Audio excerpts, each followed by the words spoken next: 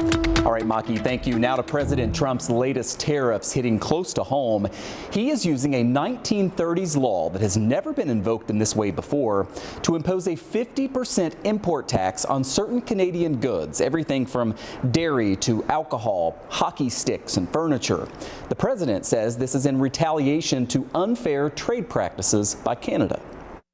Are those a response to the wildfires in? No, that's separate. We're looking at that separately. And what is there anything Canada It's only can do? response to the way they've treated our farmers and our people.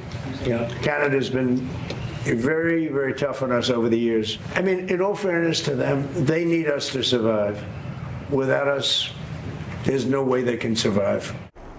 Canadians would disagree with that. There has been growing tension between our two countries, with some leaders here blaming our neighbors to the north for all the wildfire smoke that blanketed our region last week.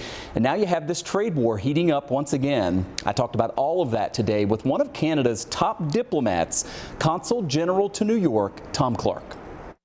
Mr. Consul General, thanks so much for your time. I know Canada is working very hard at fighting these wildfires. Can I just start by asking what those efforts are like and the latest you've heard from the front lines? Yeah, you bet. So we've got more than 5,000 people engaged in fighting the fires now, mainly in northwestern Ontario. That's where the smoke is coming into western New York from, or was. It's clearing up right now. We are also, in the last 5 years, we've spent about $12 billion increasing our capacity. And that means training more people, but we're buying more water bombers, more helicopters, that sort of thing. For context, let me put it this way. The boreal forest in Canada is 8 times the size of the state of Texas, just to give you an idea of how big it is. And most of it, the vast majority of it, is in the deep wilderness. I mean, there are no roads, there's no villages, there's no people, there's nothing. So it is very inaccessible and very difficult to fight. But it doesn't mean that you can't do more. And in terms of managing it, really what we're trying to do is figure out ways using technology to spot the fires as they begin. And that is we're going to have a system online, hopefully within the next 2 years, where it's going to be satellite eyes are going to be almost on every part of the boreal forest, taking a look for any spark after lightning hits. Are we seeing flames? If so, we can get to it sooner and faster than we can right now. But it's a big technological lift, but it's got to be done. Many experts worry that this just becomes something we deal with summer after summer. Do you share in those fears, and what are you hearing from the experts with whom you're speaking? Yeah, I mean, science is giving us the answer to this. I mean, take a look at where we are right now. First of all, we've had extended drought in the boreal forest. Temperatures 10 degrees on average more than normal in the past 4 years. And there are days when that temperature is 27 degrees higher than it normally is on very critical days. We've recorded temperatures up in northern Canada of 105 degrees.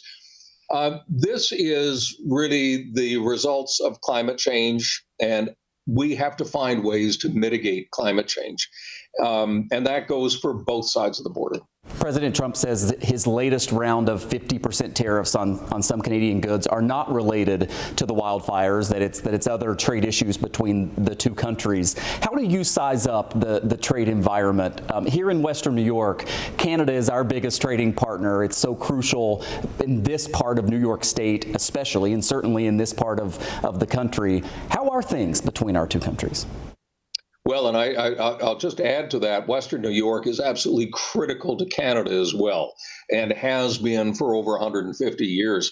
I think that what these tariffs are telling us, first of all, it's negotiation. That's how negotiation looks. But it really underlines the importance of getting to a renewal of the USMCA, that free trade agreement essentially between Canada and the United States. Canada is ready, willing, and able to go to negotiations right now. We've been ready, willing, and able for quite some time to go to negotiations. What we got to stop doing is putting the puck in our own net. Are Canadians angry about these tariffs, especially these newly announced 50% tariffs on some goods? Well, I think that the mood in Canada generally has been one of astonishment leading to anger. our fight is not with the people of Western New York. Our concern and the way forward is to deal with the administration in Washington to get a deal together that serves everybody, that is fair for everybody, for Americans, for Canadians, for Mexicans, and get on with the business of building what could be the most prosperous economic unit that the world has ever seen. It's within our grasp to do that. We just got to get on with it. From the Oval Office, the president said the following. Without us, there's no way they can survive. How would you respond to that? I'd say we survive because of Canadians, and we survive because we have good friends in Western New York and a lot of other places in the United States. So I think that Canadians, we're not used to this. We're not used to the language that's being used, and I think that's taken people aback a little bit. But we're never going to forget who our friends are. Consul General Tom Clark, thank you for talking with us. It has been my great pleasure. Thank you very much.